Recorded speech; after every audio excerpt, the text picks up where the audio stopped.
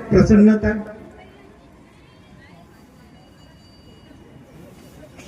दोन पाहुणे आले तर काय घडते?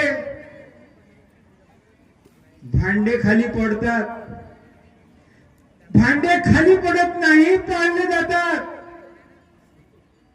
जेवण सोडा, चहा घेऊनच त्याचा विचारणा होते, चहा घ्याल का हो मेयर साहेब, चहा घ्याल का हो. त्याला वाटते मग त्या पाहुण्याला पुढची दिशा कठीण आहे आणि म्हणून तो आपला पाय काढता घेतो आणि आपल्याला पदवी आहे सेवक. मग मी त्या पदवीचा मान केला पाहिजे, सन्मान केला पाहिजे. अतिथी देवो भव, आचार्य देवो भव, मातृदेवो भव, पितृदेवो भव. देवाप्रमाणे, देवो भव म्हणजे देवाप्रमाणे.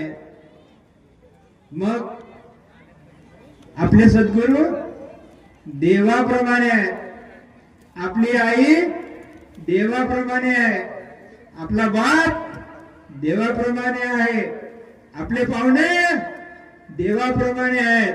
आणि म्हणून आपल्या घरावर तुळशी पत्र ठेवून या पाहुण्यांचं स्वागत करावं नाही. जमेल त्याप्रमाणे, आपल्या आईपतीप्रमाणे. बाबांनी सुंदर असं उदाहरण सांगितलं आहे. म्हणे माझं माझं बनशील तर डोक्यावर ओझा होऊन जाईल म्हणे. मग काय करायचं?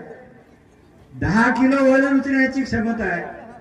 20 किलोचं वजन त्याच्या डोक्यावर ठेवलं. 50 किलो वजन उचलण्याची क्षमता आहे. 100 किलोचं वजन त्याच्या डोक्यावर ठेवलं. दबेल की नाही? माझं उदाहरण नाही, बाबाचं उदाहरण. आणि म्हणून आपल्या क्षमतेप्रमाणे आपण कार्य केलं पाहिजे. सेवा धर्म पुण्य आहे, तिथे नांदतो श्रीहरी. देवाचं वस्तीस्थान कुठे आहे? विठ्ठल विठ्ठल म्हटलं म्हणजे काही? मला विनंती आणि प्रार्थना खूप चांगल्या स्वरामध्ये म्हणता येते म्हणून देव त्या ठिकाणी येईल का? नव्हे. मग भाव भक्तीचा भुकेला, भाव भक्तीचा भुकेला, देव भक्तीचा भुकेला आहे. हार किती वजनाचा? 100 किलो वजनाचा हार टाकला. दुसऱ्याने 200 किलो वजनाचा हार टाकला. तिसऱ्याने 300 किलो वजनाचा हार घातला. देव पावेल का हो? बाबांनी एका साध्या शब्दात सांगितलं आहे, शब्द ही सर्वात श्रेष्ठ आहे. शब्द हा खरा मंत्र बाबांनी दिलेला आहे. आणि म्हणून शब्द कसा असला पाहिजे? बोल बोल कांद्याचा फोल. शब्द कसा असला पाहिजे? कारण आपल्या या समुदायामध्ये खरे बोलणारे किती, खोटे बोलणारे किती, चालू किती, असे सगळे आहेत. आणि मी म्हणत नाही, बाबांनी म्हटलं 100 में से 99 बेईमान फिर भी मेरा देशमान. तर याच्यामध्ये हे असे लोक राहतीलच. बाबांनी विचार केलेला आहे, तुमच्या अवतीभोवती कमळाच्या फुलाभोवती हा चिखल राहणार आहे आणि त्या चिखलाला पाहून आम्हाला चालायचं आहे.